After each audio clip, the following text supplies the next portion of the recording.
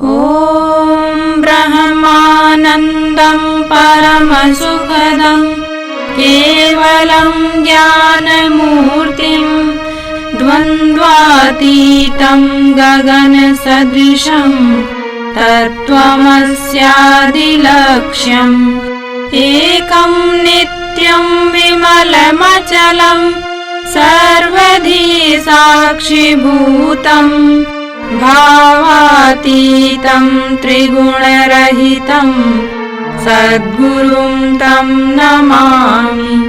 अखण्डानन्दबोधाय शिष्यसन्तापहारिणे सच्चिदानन्दरूपाय तस्मै श्रीगुरवे नमः। लक्ष्मीर्मेधाधरा पुष्टिः गौरी तुष्टिः प्रभाधृतिः एताभिः पाहि तनुभिः अष्टाभिर्मां सरस्वती।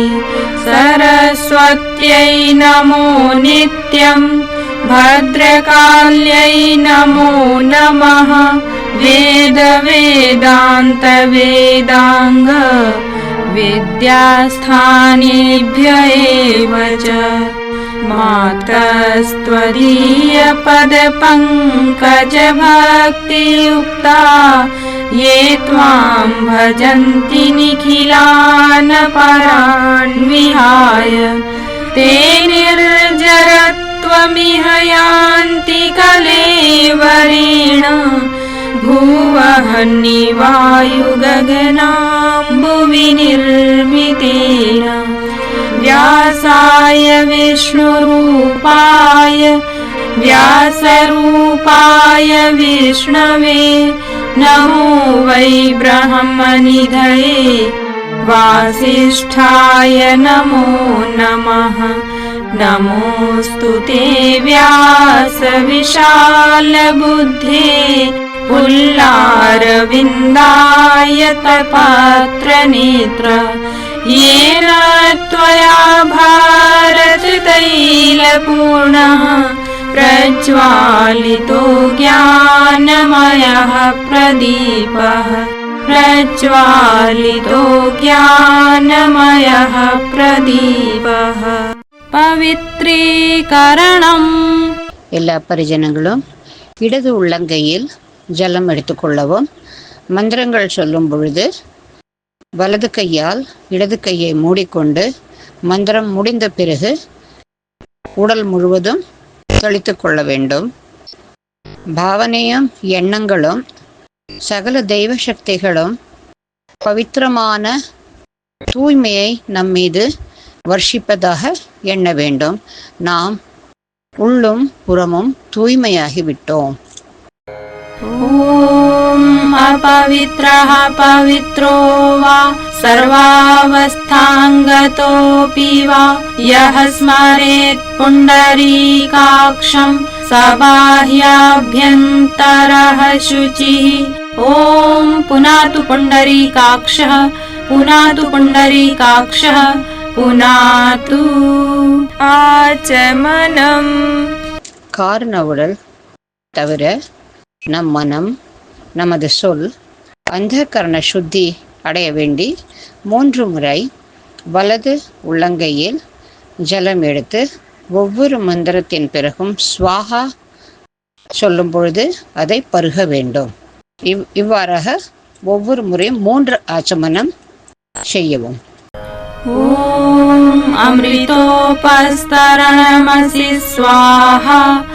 ஓம் அம்ரிதாபிதானமசி ஸ்வாஹா. ஓம் சத்யம் யசஹ ஸ்ரீர்மை ஸ்ரீஹி ஸ்ரயதாம் ஸ்வாஹா. சிகாவந்தனம். சிகை என்பது அதாவது நம் குடுமி என்னும் சொல்லும் பாகம். சிகை நமது பாரத கலாச்சார தர்மத்தின் கொடி.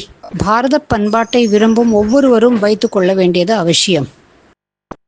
இது காயத்ரி மாதாவின் சின்னமாக கூட அனுசரிக்க வேண்டியது. இடது கையில் தண்ணீரை எடுத்துக்கொண்டு வலது கை விரல்களை ஈரமாக்கி கொண்டு தலை சிகையை தொட வேண்டும். மந்திரம் கூறிய பிறகு சிகையை முடிந்து கொள்ள வேண்டும். சிகை இல்லாதவர்கள் பாவனையாக தொடவும். ஓம் சித்ரூபிணி மகாமாயே திவ்ய தேஜः समन्विते तिष्ठ देवी शिखा मध्ये तेजो वृद्धिं कुरुष्व मे. प्राणायामः. பிராணாயாமம். எல்லாவரும் முதுகை நிமிர்த்தி நேராக நிமிர்ந்து உட்காரவும். 2 கைகளையும் துடையின் மேல் வைத்து கண்களை மூடிக்கொள்ளவும். ஆழ்ந்து மெல்ல சுவாசம் எடுக்கவும். சுவாசம் உள்வாங்கி முடிந்த அளவு உள்ளே நிறுத்தவும். பிறகு ஆழ்ந்து வெளிவிடவும். பிராணாயாமமானது தன்னுள்ளே அடங்கியுள்ள உடல் பலம், மனோபலம், மேலும் ஆத்ம பலத்தின் வளர்ச்சிக்காக உள்ளது. ஓம் பூஹு ஓம் புவஹ ஓம் ஸ்வஹா ஓம் மஹः ஓம் ஜனஹ ஓம் தபஹ ஓம் சத்யம் ஓம் தத்சவிதுர்வரேண்யம் भर्गो देवस्य धीमहि धियो यो नः प्रचोदयात्. ओम आपो ज्योतिरसोमृतं ब्रह्म भूर्भुवः स्वः. ओम न्यासः. இடதுகை உள்ளங்கையில் தீர்த்தத்தை எடுத்துக்கொண்டு வலது கை 5 விரல்களையும் ஒன்று சேர்த்து உள்ளங்கையில் உள்ள தீர்த்தத்தில் நினைத்து முதலில் இடதுபுறம் பின்பு வலதுபுறம் என்று முறையாக சொல்லும் அங்கங்களில் தொட்டுக்கொண்டே ஒவ்வொரு தடவையும் ஒன்று சேர்த்த விரல்களில் நினைத்து செய்வதற்கு ஞாசம் என்று பெயர். ஞாசம் செய்யும் பொழுது நமது புலன்களிலும் அங்கங்களிலும் மந்திர சக்தியின் தன்மையால் திவ்ய மனநிலையின் சக்தியானது அனைத்து இடங்களிலும் பரவிக்கொண்டிருக்கிறது என உணர்வோம். இறையின் விழிப்புணர்வு நமது அழைப்பில் வந்து அமர்ந்து தீயவற்றை தடுத்து நிறுத்தி நற்செயல்களை செயலாக்குவதில் சக்தியை வளர்க்கிறது. ஓம் வாங்மே ஆசேஸ்து ஓம் நசோர்மே பிராணோஸ்து ஓம் அக்ஷ்ணோர்மே சக்ஷுரஸ்து ஓம் கர்ணயோர்மே ஸ்ரோத்ரமஸ்து ஓம் பாஹவோர்மே பலமஸ்து ஓம் ஊர்வோர்மே ஓஜோஸ்து ஓம் அரிஷ்டானி மேங்கானி தனுஸ்தன்வா மே சஹ சந்து. பிருத்வி பூஜனம். பிருத்திவி என்பது பூமித்தாய், மண். நாம் எங்கிருந்து உணவு, நீர், உடை மற்றும் எல்லா வசதிகளையும் பெறுகிறோமோ அந்த தாய் மண் நமக்கு போற்றுதற்குரியது. நமது தாயிடம் பாசம் வைக்கும் போல் இந்த தாய் நாட்டிடமும் பாசம் வைக்க வேண்டும். நமது மனம் குறுகிய நிலையிலிருந்து விலகி பூமி தாயை போல் பரந்த தன்மை, பொறுமை, இரக்க குணம் போன்ற சிறந்த தூய சம்ஸ்காரங்களை பெற்றுக்கொண்டிருக்கிறோம் என பாவித்து வலது கையில் உதிரணி ஜலம் எடுத்து பூமியில் விடவும். அதில் சிறிது அட்சதை புஷ்பம் வைத்து 2 கைகளாலும் தொட்டுக்கொண்டு மந்திரம் சொல்லி நமஸ்கரிக்கவும். ஓம் பிருத்வி த்வயா த்ரிதா லோகா தேவி த்வம் விஷ்ணுனா த்ரிதா த்வம் ச தாரய மாம் தேவி பவித்ரம் குரு சாசனம் சந்தன தாரணம். மூளையை அமைதியாகவும் குளிர்ச்சியாகவும் மனமுள்ளதாகவும் வைத்துக்கொள்ளும் அவசியத்தை நினைவுபடுத்துவதற்காக சந்தனம் இட்டுக்கொள்ளப்படுகிறது. சந்தனத்தின் நறுமணத்தால் நாமும் மகிழ்ச்சி அடைந்து பிறருக்கும் மகிழ்ச்சி கிடைக்க வேண்டும் என்ற உணர்வுடன் மோதிர விரலால் திலகத்தை ஒருவர் மற்றவருக்கு இட வேண்டும். ஓம் சந்தனஸ்ய மஹத் புண்ணியம் பவித்ரம் பாபநாசனம் आपदां हरते नित्यं लक्ष्मीस्तिष्ठति सर्वदा।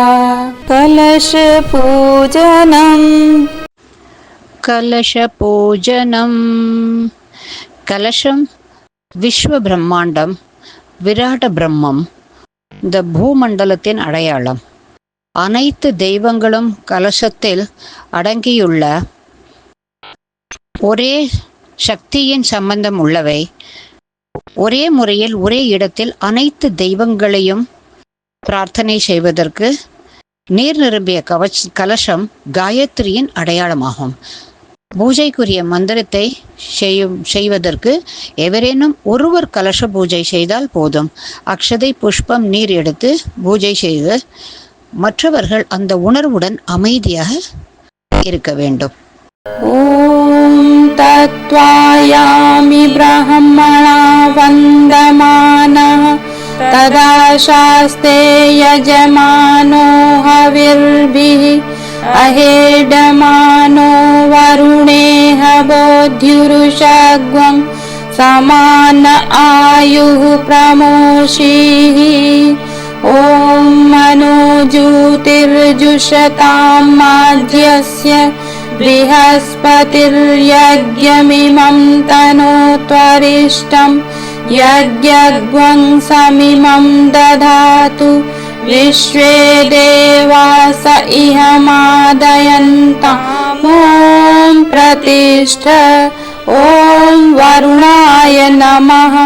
आवाहयामि, स्थापयामि, ध्यायामि. गन्धाक्षतं पुष्पाणि धूपं दीपं नैवेद्यं समर्पयामि.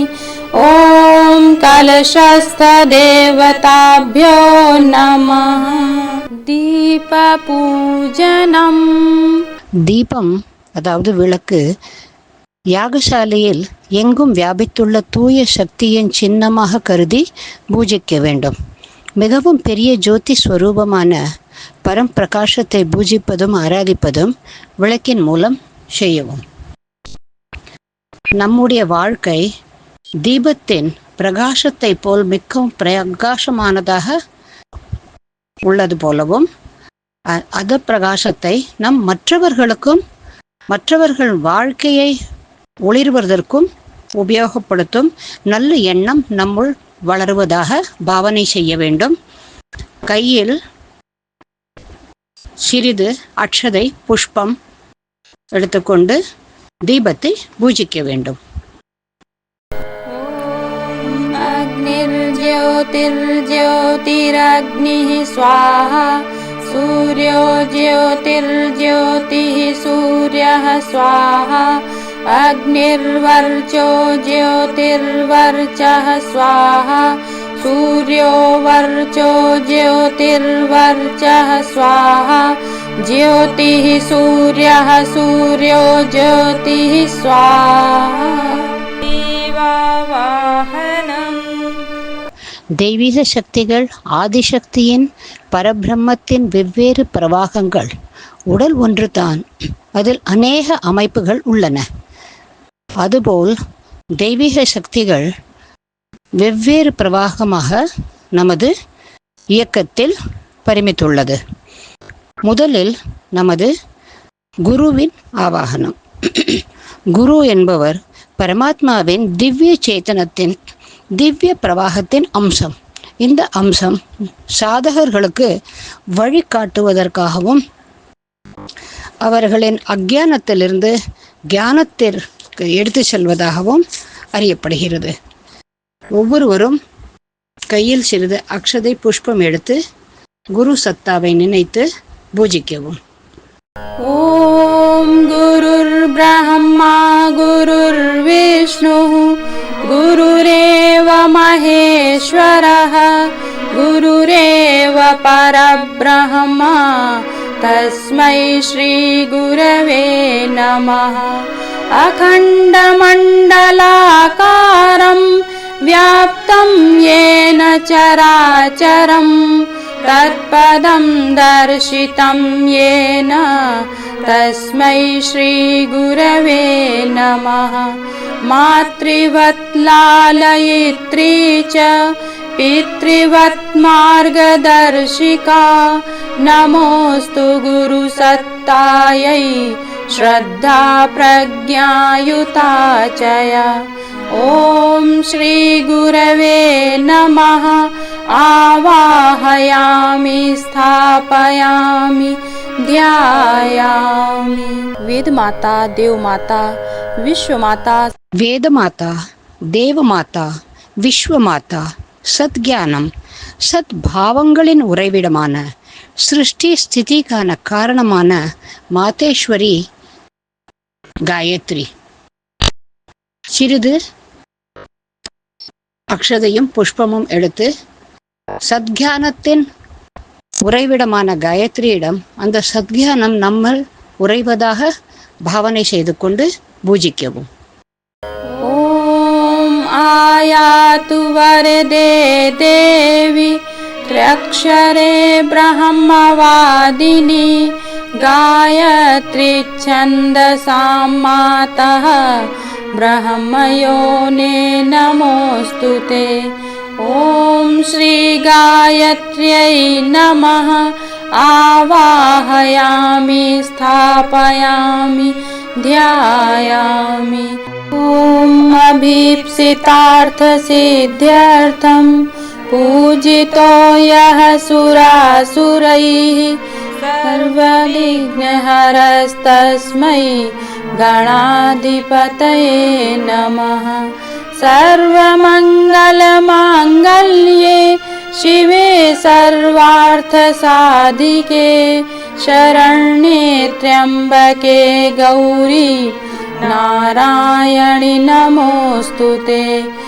ॐ त्र्यम्बकं यजामहे सुगन्धिं पुष्टिवर्धनम् उर्वारुकमिव बन्धनान् मृत्योर्मुक्षीयमामृतात्।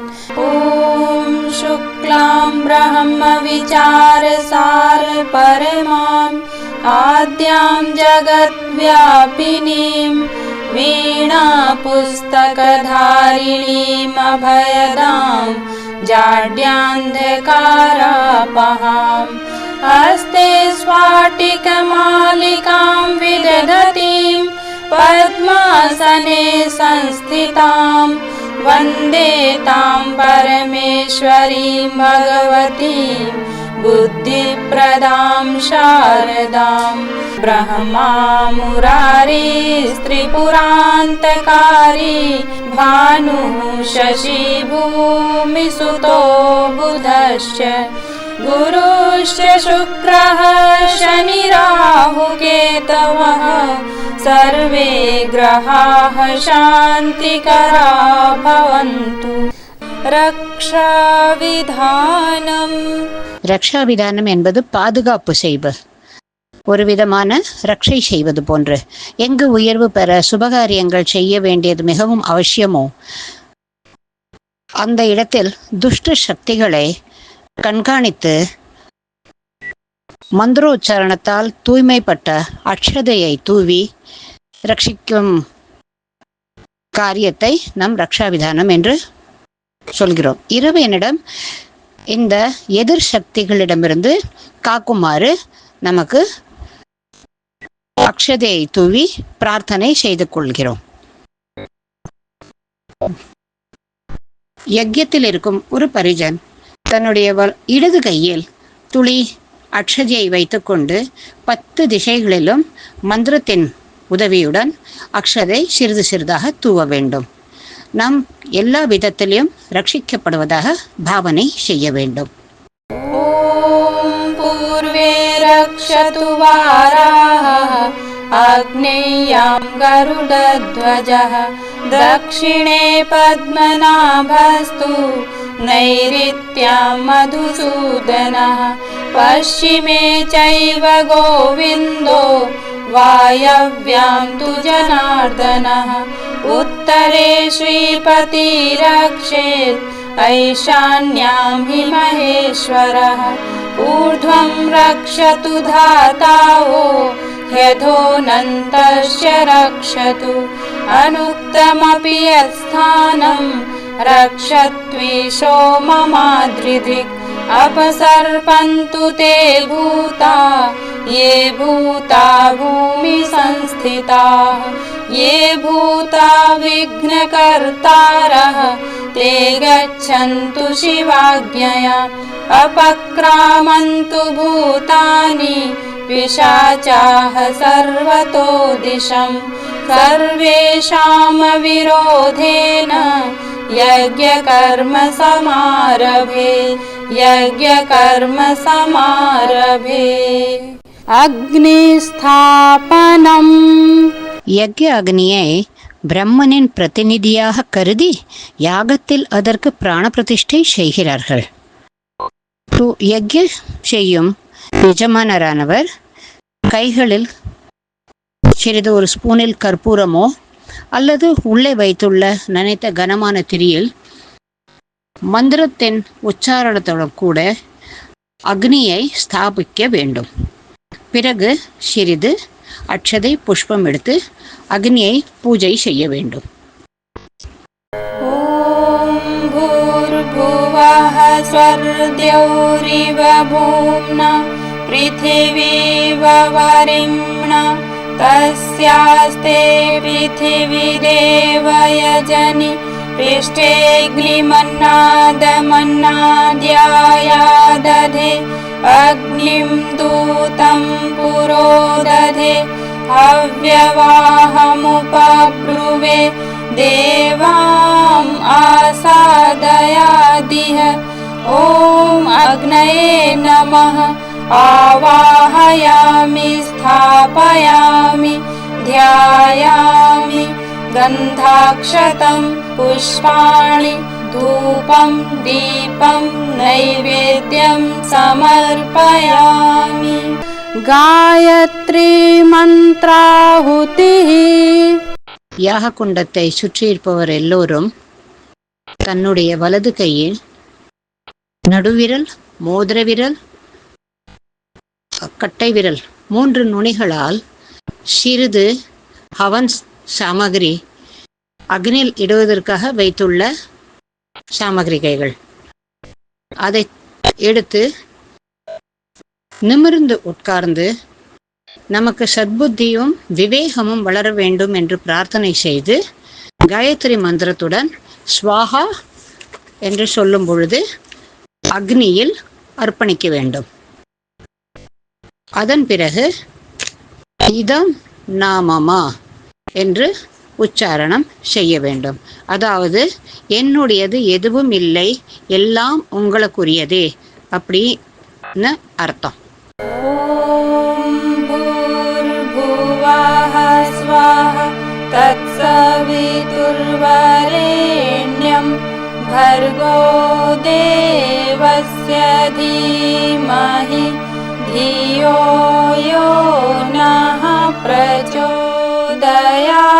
स्वाहा इदं गायत्र्यै इदं न मम ॐ भूर्भुवः स्वाहा तत्सवितुर्वरेण्यं भर्गो देवस्य धीमहि धियो यो नः प्रचोदयात् स्वाहा इदं गायत्र्यै इदं न मम ॐ भूर्भुवः स्वाहा तत्सवितुर्वरेण्यं भर्गो देवस्य धीमहि धियो यो नः प्रचोदयात् स्वाहा इदं गायत्र्यै इदं न मम ॐ भूर्भुवः स्वाहा तत्सवितुर्वरेण्यं भर्गो देवस्य धीमहि धियो यो नः प्रचोदयात् स्वाहा इदं गायत्र्यै इदं न मम महामृत्युञ्जय मन्त्राहुतिः உலகம் உய்யவும்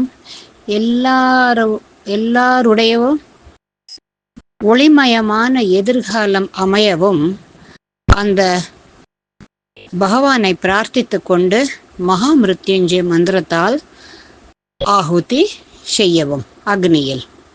ஓம் த்ர்யம்பகம் யஜாமஹே சுகந்திம் புஷ்டிவர்தனம் உர்வாருகமிவ பந்தனான் மிருத்யோர்முக்ஷீயமாம்ரிதாத் ஸ்வாஹா இதம் மகாமிருத்யுஞ்சயாய இதம் ந மம ஓம் த்ர்யம்பகம் யஜாமஹே சுகந்திம் புஷ்டிவர்தனம் உர்வாருகமிவ பந்தனான் மிருத்யோர்முக்ஷீயமாம்ரிதாத் ஸ்வாஹா இதம் மகாமிருத்யுஞ்சயாய இதம் ந மம ஓம் த்ர்யம்பகம் யஜாமஹே சுகந்திம் புஷ்டிவர்தனம் உர்வாருகமிவ பந்தனான்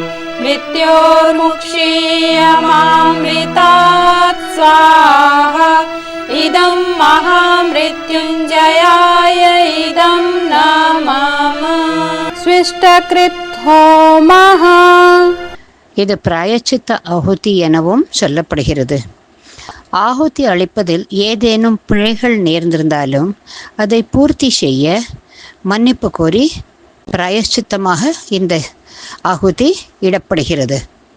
சிருஷ்டகிருத ஆகுதியில் இனிப்பு படைக்கப்படுகிறது.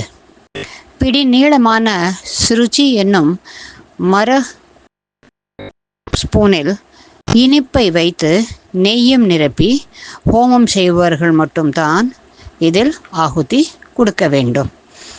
பிரார்த்தனை எல்லா உயிர்களிடத்திலும் இனிமையான பழக்கங்கள் இருக்க வேண்டும் என்று வேண்டிக் கொள்ள வேண்டும். ஓம் யதஸ்ய கர்மணோத்யரீரிச்சம் யத்வா ந்யூனமிஹாகரம் அக்னிஷ்டத் ஸ்விஷ்டக்ருத் வித்யாத் சர்வம் ஸ்விஷ்டம் சுஹுதம் கரோது மே அக்னயே ஸ்விஷ்டக்ருதே சுஹுதஹுதே सर्वप्रायश्चित्ताहुतीनां कामानां समर्दयित्रे सर्वान्नः कामान् समर्दय स्वाहा इदम् अग्नये स्विष्टकृते इदं न मम पूर्णाहुतिः. மனிதனது சிறப்பு அவன் எடுத்துக்கொள்ளும் சிறப்பான உறுதியான முடிவு, மேலும் அதை பூர்ணமாக நிறைவேற்றுதல். மனிதன் மிருகத்தனத்தை நோக்கி போகாமல் கீழ்த்தரமான பிரவൃத்திகளிலிருந்து விலகி தெய்வீகத்தன்மையை நோக்கி முன்னேற வேண்டும். தேவதட்சிணை கொடுக்கும் பொழுது விட வேண்டிய குற்றம் குறைகள், தான் ஏற்கக்கூடிய நல்லவைகளை உறுதி செய்ய வேண்டும். அனைவரும் எழுந்து நிற்க வேண்டும். ஒவ்வொருவர் கையிலும் ஒரு துளி ஹோமப் பொருள் இருக்க வேண்டும். கரண்டியில் பாக்கு அல்லது கொப்பரை தேங்காயை நெய்யுடன் சேர்த்தெடுத்து மந்திர உச்சாரணத்துடன் கூடி ஸ்வாஹா என கூறிக்கொண்டு ஆகுதி அளிக்க வேண்டும். ஆகுதி கொடுக்கும் பொழுது நம்முடைய ஜீவனம் பூர்ணமானதாக நிறைவடைகிறது என்று பிரார்த்தனை செய்ய வேண்டும். ஓம் பூர்ணமதః பூர்ணமிதம் பூர்ணாத் பூர்ணமுதச்யதே பூர்ணஸ்ய பூர்ணமாதாய பூர்ணமேவாவசிஷ்யதே. ஓம் பூர்ணாதர்விபராபத சுபூர்ணா புனராபத வஸ்னேவ விக்ரீணாவஹ இஷமூர்ஜக்வங்ஷதக்ரதோ ஸ்வாஹா. ஓம் சர்வம் வை பூர்ணக்வங் ஸ்வாஹா. ஓம் சர்வம் வை பூர்ணக்வங் ஸ்வாஹா. ஓம் சர்வம் வை பூர்ணக்வங் ஸ்வாஹா. வசோர்தாரா. யாகத்தின் முடிவில் நெய்யினால் கொடுக்கப்படும் மிகப்பெரிய ஆகுதி வசோர்தாரா. வசோர்தாரையின் பொழுது நெய் தொடர்ந்து விடப்படுகிறது. யாகம் என்பது இறைவனது நற்செயல்களில் இடையறாத அன்பை பொழிகின்ற செயல். அது நமக்கு சக்தியை அளிக்கட்டும். இந்த பாவனையுடன் ஒரு பிரதிநிதி சுருவா எனப்படும் நீளமான கரண்டியில் நெய்யை நிரப்பிக்கொண்டு தாரையாக மந்திர உச்சாரணத்துடன் அக்னியில் சமர்ப்பிக்க வேண்டும். ஓம் வசோஹ பவித்ரமசி சததாரம் வசோஹ பவித்ரமசி சஹஸ்ரதாரம் தேவஸ்த்வா சவிதா புனாது வசோஹ பவித்ரேண சததாரேண சுப்வா காமதுக்ஷஹ ஸ்வாஹா. நீராஜனம் ஆரதி. ஆரதி காட்டுவதன் நோக்கம் யக்ய பகவானுக்கு மரியாதை செய்தல். பரமார்த்தத்தை விரும்புபவர்களின் ஞானமயமான பிரகாசம் 10 திக்குகளிலும் பரவி எங்கும் அதன் சங்கு ஒலிக்கட்டும், மணியோசை எங்கும் ஒலிக்கட்டும். ஒவ்வொரு தர்மவானும் இதை கேட்டு பயன்பெற எழுந்து நிற்கவும். தட்டில் வைத்துள்ள ஆரத்தி தீபத்தை ஏற்ற வேண்டும். 3 முறை நீரால் சுற்றி யக்ய பகவானுக்கும் தேவ பிரதிமைகளுக்கும் ஆரத்தி காண்பிக்க வேண்டும். மறுபடியும் 3 முறை நீரால் சுற்றி பின்னர் வந்திருக்கும் பக்தர்கள் எல்லோரும் ஆரத்தியை ஒற்றிக்கொள்ள செய்ய வேண்டும். ஓம் யம் பிரம்ம வேதாந்தவிதோ வதந்தி பரம் பிரதானம் புருஷம் ததான்யே விஸ்வோத்கதேஹ காரணமீஸ்வரம் வா தஸ்மை நமோ விக்ன விநாசனாய. ஓம் யம் பிரம்மா வருணேந்திர ருத்ர மருதः स्तुन्वन्ति दिव्यैस्तवैः वेदैः साङ्गपदक्रमोपनिषदैः गायन्ति यं सामगाः. ध्यानावस्थिततद्गतेन मनसा पश्यन्ति यं योगिनो यस्यान्तं न विदुः सुरासुरगणाः. देवाय तस्मै नमः, देवाय तस्मै नमः. घृतावघ्राणम्. நெய்யால் ஆகுதி பூர்த்தியானதும் ஒரு தண்ணீர் நிறைந்த பாத்திரத்தில் ஒரு சொட்டா சொட்டிய நெய் இதை தட்டில் வைத்து வந்திருப்பவர்கள் அனைவருக்கும் கொடுக்க வேண்டும். இந்த நெய் கலந்த நீரில் நமது வலது கை நுனியை விரல்களின் நுனியை எடுத்து 2 உள்ளங்கையிலும் தேய்த்து கொள்ள வேண்டும். மந்திரம் சொல்லும் பொழுது 2 கைகளையும் யக்ய குண்டத்தின் அக்னியின் அருகே வைத்து கொள்ள வேண்டும். மந்திரம் முடிந்த பிறகு காயத்ரி மந்திரம் சொல்லியபடி 2 உள்ளங்கையும் நன்றாக தேய்த்து முகத்திலும் தலையிலும் மற்றும் இடுப்பு வரை வலி உள்ள எல்லா இடத்துலையும் அதை தடவிக்கொண்டு யக்ய பிரசாதத்தை நாம் உள்வாங்குவதாக பாவனை செய்யவும். ஓம் தனுபா அக்னேசி தன்வம் மே பாஹி. ஓம் ஆயுர்தா அக்னேசி ஆயுர்மே தேஹி. ஓம் வர்ச்சோதா அக்னேசி வர்ச்சோ மே தேஹி. ஓம் அக்னேயன்மே தன்வா ஊனந்தன்ம ஆப்ரிண. ஓம் மேதாம் மே தேவः சவிதா ஆததாது. ஓம் மேதாம் மே தேவி சரஸ்வதி ஆததாது. ஓம் மேதாம் மே அஸ்வினௌ தேவாவாதத்தாம் புஷ்கரஸ்ரஜௌ. ஓம் பூர்புவः ஸ்வः தத்சவிதுர்வரேண்யம் भर्गो देवस्य धीमहि धियो यो नः प्रचोदयात्. शुभकामना. சுபகாமனை என்பது நல்லாசி மந்திரங்கள். உலகத்தில் இருக்கும் சகல ஜீவராசிகளுக்கும் நல்லது எண்ணுவதும் பிறரது நன்மையில்தான் நமது நன்மை அடங்கியுள்ளது. நாம் உலக மக்களின் அனைத்து நலன்களையும் கருத வேண்டும் என்ற பாவனை வேண்டும்.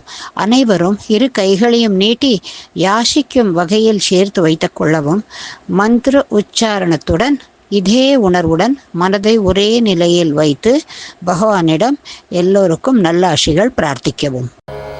ஓம் ஸ்வஸ்தி பிரஜாப்யः பரிபாலயந்தாம் न्यायेन मार्गेण महीम् महिषाः गोब्राह्मणेभ्यः शुभमस्तु नित्यं लोकाः समस्ताः सुखिनो भवन्तु सर्वे भवन्तु सुखिनः सर्वे सन्तु निरामयाः सर्वे भद्राणि पश्यन्तु मा कश्चित् दुःखमाप्नुयात् श्रद्धां मेधां यशः प्रज्ञां विद्यां पुष्टिं श्रियं बलं तेजरायुष्यमारोग्यं देहि मे हव्यवाहन देहि मे हव्यवाहन विसर्जनम्.